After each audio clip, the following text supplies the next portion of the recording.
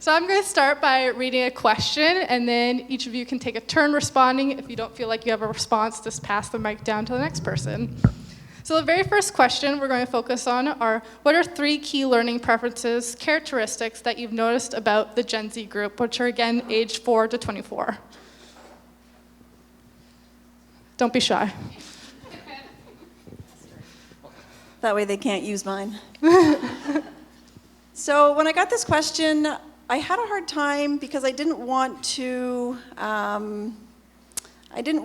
put that generation in a box. But what I did want to talk about is when we are with students, and like I say, my portfolio is K to grade 12. My background is secondary, so I've done a lot in high school, specialist high skills major, OYAP, co-op. So I think about those students, and those students are looking for relevant information that is meaningful to them. So when we ask them to do things that they're not interested in, when we ask them to learn content, they're not as engaged if there isn't a personal connection or an interest there. Things come really easily to them now, right? They just have to Google it, ask Siri, and they can find that if they need it. But without those personal, meaningful connections, it's challenging to engage them. Thanks, Jody. I'll echo some of that. So when I receive these questions, I know it's going to be a super crazy surprise, but I'm not a youth. I actually am outside the 24 age gap there. So I actually went to a lot of the youth that I work with, and I said, these are some of the questions, like, what are your thoughts? Right? What can I bring? What can I share? And a lot of them said that, exactly what you said, that it's so quick to Google. If I want an answer, I'll find it. Technology's real quick. I often can get the what, but I don't know the why. Right? Why is that important? What can I do with that information? Who is somebody who's actually doing it? And it's one thing to read things on a page, like we hear, agriculture, farming, okay, cool. But what does that actually look like? So today I even had the opportunity to talk to a dairy farmer, and I was blown away asking all these questions, right? And if I had that opportunity, but a lot of these kids don't have the opportunity or even the confidence to call a dairy farmer and ask them questions. So when they have the opportunity to meet somebody, they can ask those why, they can ask those how questions, and they're looking for those tangible pieces. You basically said all the key points, I think, but if I could summarize for you, kids need to know why I'm learning something, and they want to learn it in a way not in traditional ways. They want to be able to smell something, they want to be able to touch something, they want to learn something experientially by actually doing it. So that's why I think our focus now is to try to get kids out of the classroom and actually experiencing these types of industry sectors, learning opportunities. And lastly, this is a little bit different, no one said this, but kids still need direction. We cannot just let them go on their own and think they're going to learn something by going on the computer, but a professional or anybody, doesn't have to be professional, they do need direction on what they're learning and why they're learning it. Ditto to everything they said. For my age group, they're at the upper end of that. And again, it's the personal connections too. They love the guest speakers, and you're right, everything is so easily available online. That's nothing new to them. These kids, to them, the internet is like air. So they just need it as much as we need air. But it's the personal connections they don't have. Thank you, everyone, for the wonderful answers. We'll move on to the second question. Based on what you know, how do you go about engaging them about agriculture and food topics? I'll start. I would just say for me, even though the business of food was great for them to work on, it was the interviews they did with farmers, and it was the guest speakers. It was that personal connection that they just raved about it. They thought it was so cool to talk to somebody who really does that job. And I know you might find that, I'm just, a regular person, they wouldn't want to talk to me. They really do want to talk to you. They value what you tell them.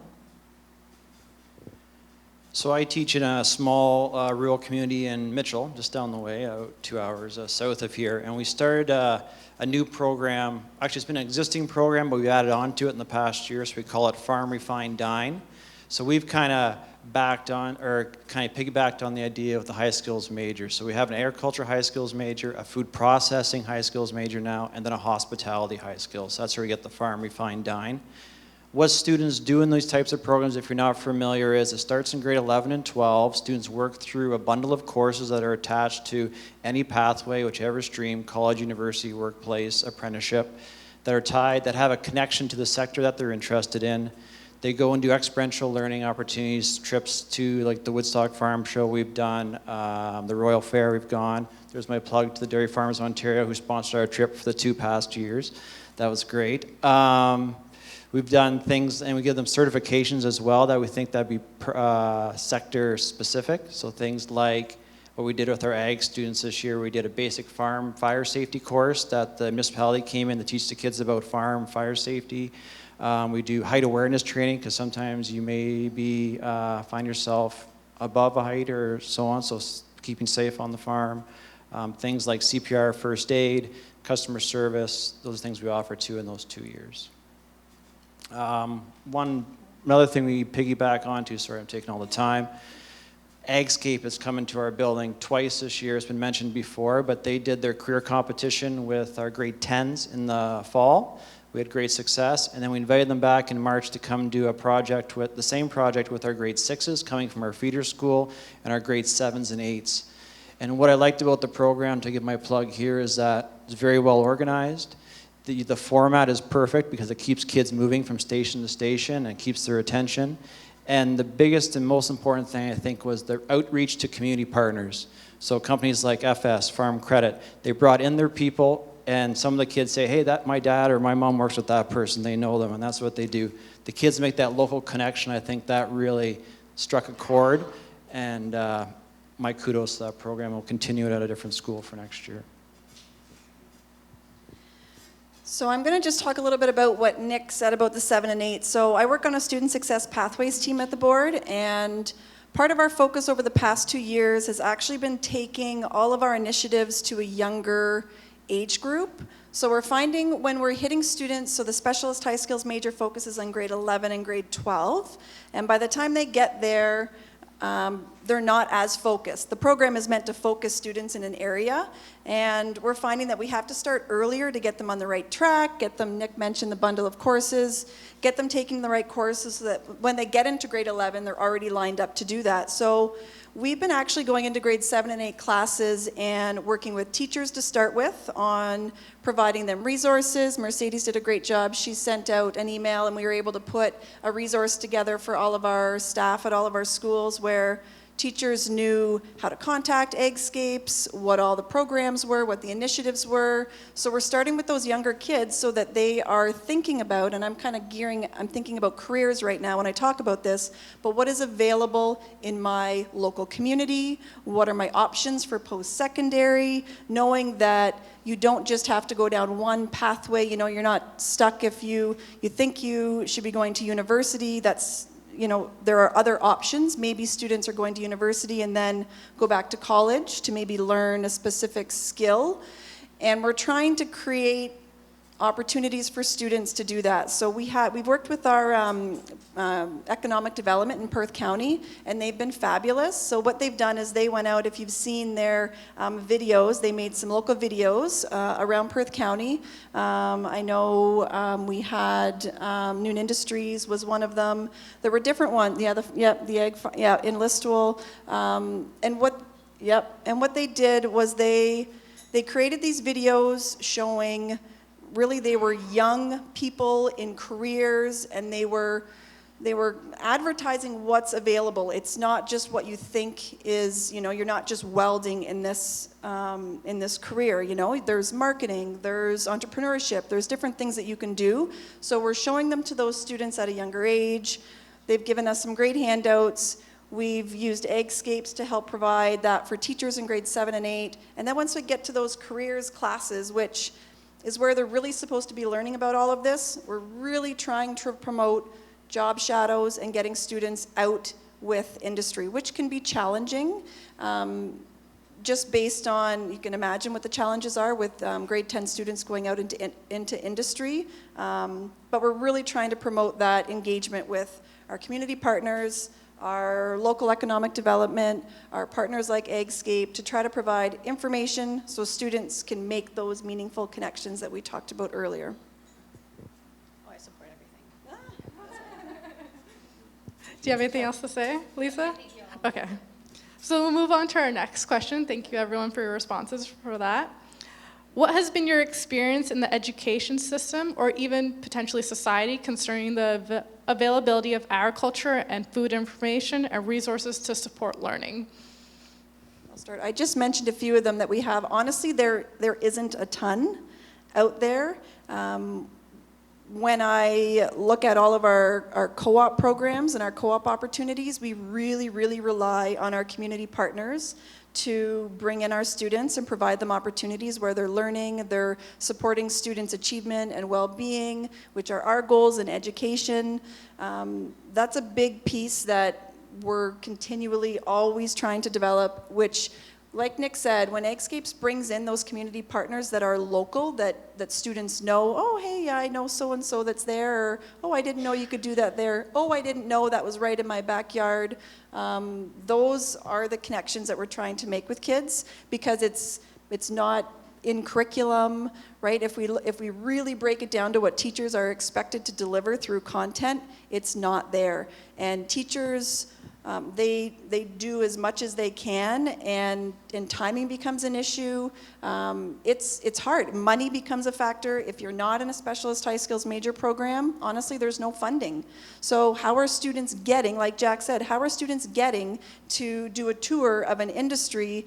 They can't ask kids to pay for a bus all the time. So it becomes challenging. It's nice when people can come to us in our schools and they can provide that hands-on experiential learning where kids are reflecting afterwards and making the connections. I don't even know what the question was, but. No, I forget now. Sounds good. The point about the bus trip, too, I took the students on a bus trip. We went to a dairy farm in the morning, an egg farm in the afternoon, but it was a hassle. It had to be on a Saturday because I can't take time away from other university courses. These students are paying for that education.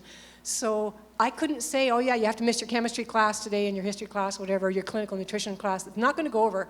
So it had to be on a Saturday, which meant some of them had to give up a work day.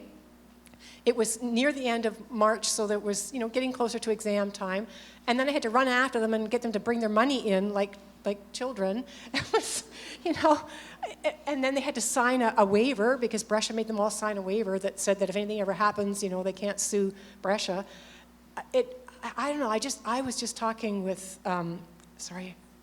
Cassie, about maybe that the career competition could come to us too. Like, we could just up the ante a little bit of what the materials are, but I think there are a lot, once my course becomes mandatory for that select group, then it's not going to be open as an elective for all the other students who want to take it, so then they could come to that career thing. I think that's a better way. It's more efficient than, and I only had a bus of maybe 32 people. That's not a lot of people for how much it cost. And because some of them didn't show up, then I paid the rest of the $1,000 to have that, because I had already booked the bus.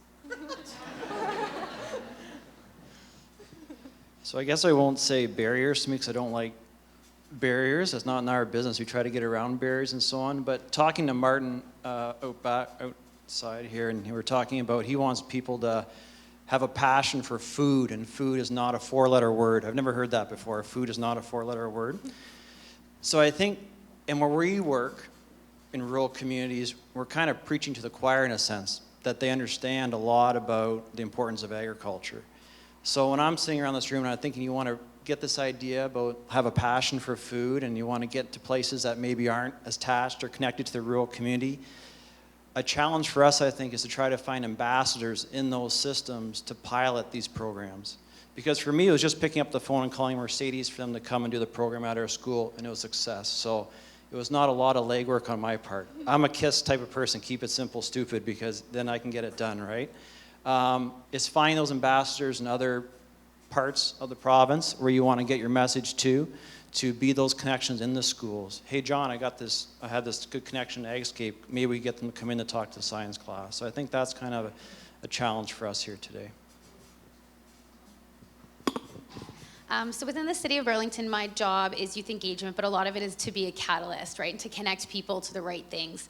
And so through the program P2H, which People and Places in Halton, it very similarly looks like what June's program is, where you bring these content experts into the classroom so these students have an opportunity to learn from them directly, and you create those relationships. So in this project, we have several streams that the teacher can choose from. And the one that is most popular is food security. And it's because there are a plethora of gaps. And that what we can bring in with our content experts are things that the curriculum it doesn't have. So through our partnership, we've been able to bring in these contents, and these kids are able to make these stronger connections. And so it's just really nice to see that those gaps are being filled and they are learning different things, which is kind of the point. Thank you, everyone. So our next question is, what types of agri-food education tools, programs, technologies, or anything else you can think of, do you think you need to be available to educators to help them connect with today's students? So we've spoken to it a little bit, but being interactive is big, whether it's online and students, younger students now I'm thinking of are like what you already have. Students are actually doing something. So technologies, I'm going to kind of skip. Your question was really specific, and I'm just going to make a point about one of the things that we do with our students through funding through one of our student success programs is that students partner up. It's usually a teacher at a school. They'll partner up with a local industry partner. The students will go to that industry partner and they will learn about something. So I'll give you the example. So recently in the year, we had students from South Huron and Exeter go over to the John Deere dealership. And they had the day, it was a full day where the students spent there, and the students learned a little bit. They had a presentation. They learned about what the organization is, what they do, different careers that are available to them. And then the students had a whole afternoon to learn about all of the technologies that are in the industry. So they had a live demonstration there.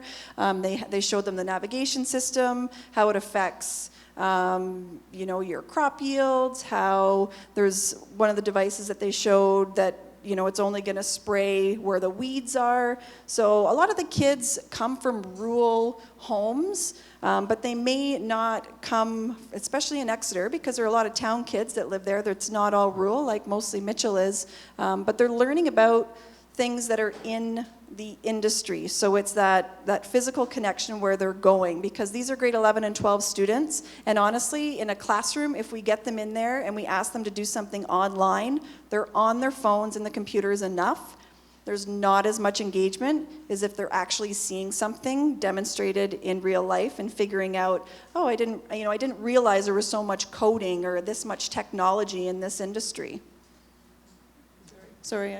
It's good. That's okay. Jody's good. She's our... Anyone else? Well, I think, again, it's just reiterating that personal connection. They are online so much. To them, that's just normal. But to actually have face-to-face interaction, that's cool. I mean, and give you an example, group work now. Group work is throw a document up on Google Docs and everybody chip away at it. I've had them come to class. I don't know why I don't know this, but I had them come to class, and they don't know what their group mates look like because they've done everything online. It just shocks me. But there's enough online, and online is great. It's the great starting point, and that's that credible source of information. I agree, but you've got to add that personal piece to it. That's what connects these students, I think, because they've got too much online. Anyone else? Okay. Yeah, go ahead. So one thing that Nick kind of mentioned, but there's a really big push right now for more speakers bureaus. So I support our lead here that does the Ontario Youth Apprenticeship Program, and there's a lot of discussion about trying to bring in, whether it's graduates of the high school or students that are between 20 and 30 years old that have been in a career or an industry. I'm guessing someone's coming in by everybody looking over here. I can tell by your view. So that mentorship for students that helps make that connection by seeing someone who is in a job in the industry who is relatable, who's younger maybe, that they can say, you know, maybe it was a past grad that they knew they have a younger sibling at the school, and there's that little bit of meaning there too that might actually get them interested in a career or learning more about opportunities that are available in post-secondaries or apprenticeship pathways. Perfect, thank you.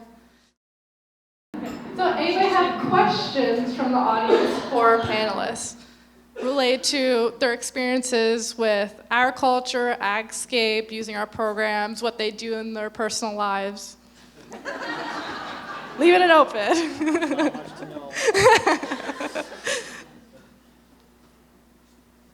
No? Yeah, Mike. A couple of times during the various panelists speaking, you talked about social media and the needs of that electronically.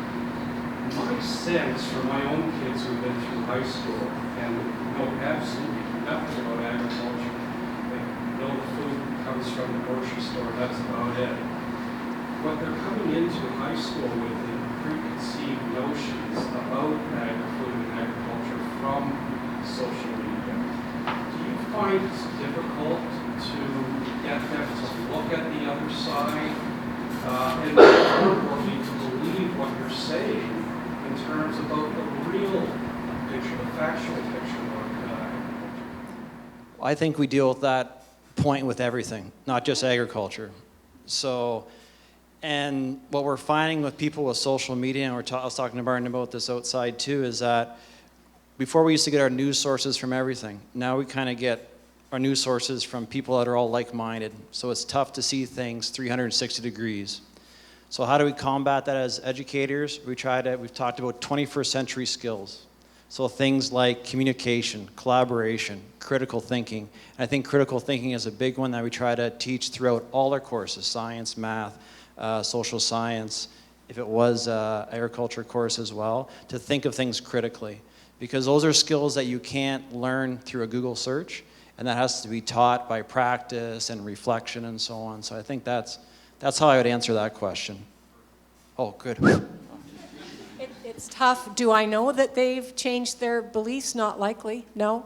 But I thought that even if I could reach the point where they at least appreciated the complexity of agriculture, I would have had a win. Even if I didn't convert the vegetarian or convert the carnivore, I said, I don't want to talk any about that. That's, as a dietitian, you cannot put your views on somebody else. And they think about that a lot in clinical practice, but they don't think about it in terms of food. So in terms of clin, if somebody's at end-of-life care, and we're talking about tube feeding, for example, if it's against my religious beliefs, I can't say, I don't want you to have a tube feed. I have to extract myself, get another dietitian in to cover that. But I said, when you're talking about food, you can't say, okay, I'm vegetarian, therefore you should be vegetarian. You can't do that. You have to say, here are the facts, make your choice. But we have got, Erin McGregor came and talked, she was sponsored by Canola Eat Well, and she said, we've got to get people over this food fear. They're so afraid of their food, and yet we've got the most abundant, most safe, the cheapest food supply in the world, and people are still terrified of it. It's ridiculous. But I don't know about the changing beliefs. I think it's a long process, but at least it's a start. It's a start. I find too, one of the things, and this is not just in agriculture, but it's incredible how many times you can deliver something to students and then have someone come in and speak to your class, and you've said the same thing, but then you have someone else come in and speak to them about it, and all the kids go, oh, wow, I just said that last week. But it's that, you know, they look at you as the teacher, which we are, and in secondary school, we should be the experts in our area. However, when someone from industry or, you know, comes in and speaks to the students, there's just more validity in what they're saying, even though it's maybe the same thing you've already said. Exactly kind of what Nick said about that critical thinking piece. I find a lot of what I do with the kids when I do go in the classroom is teaching them how to have an opinion, how to form an opinion, and what is an educated opinion. And we try, I know at the city, we try to use social media to our advantage, right? So if we know that the kids are on it, we will get it. We'll talk to them. Why are you on it? You know, what are your interests in it? And why are you believing everything you see when you know it's not true? So really helping them debunk that, which a lot of them aren't putting too much thought into that, although they might know it's not true, recognizing why am I buying into this way, and helping them think about things that way. I know I'm not part of the panelists, but I want to add to the conversation. So from my experience of leading lessons related to our programming in a classroom, I find that students will come up to me and say, oh, miss, I never thought about that, or miss, I didn't know that, and then 2 seconds later, the teacher will come up to me and say, I just taught it to them last week. And so, but for some reason, it's having a new face, a new kind of personality in the classroom really helps to solidify what's already being done by our excellent teachers, by our people who lead different programs like the P2H, what's happening at the university level. They just need that new face, new kind of exuberant personality that can kind of just connect with the students in different ways that maybe someone else can't. By balancing it with everyone who have different personalities, different unique experiences, you ensure that you're reaching every student because every student's different. So I just wanted to add to that. Anybody else have any questions? Yep, there in the back.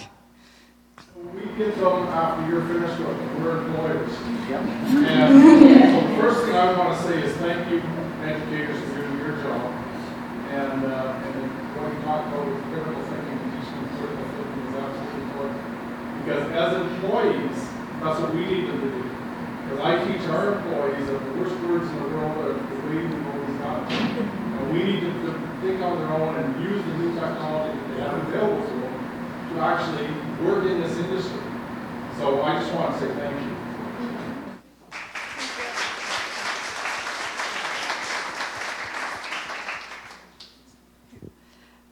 Anybody else? Yeah? Tom McCabe, Ontario Federation of Agriculture. I very much appreciate the words I'm hearing from the front of the room. My only concern is, how do we do more of it? By the way, you got a minister here. Hit her up for a few $100 million. And get the job done. But on a serious note, I'm a farmer, and this message is desperately needed.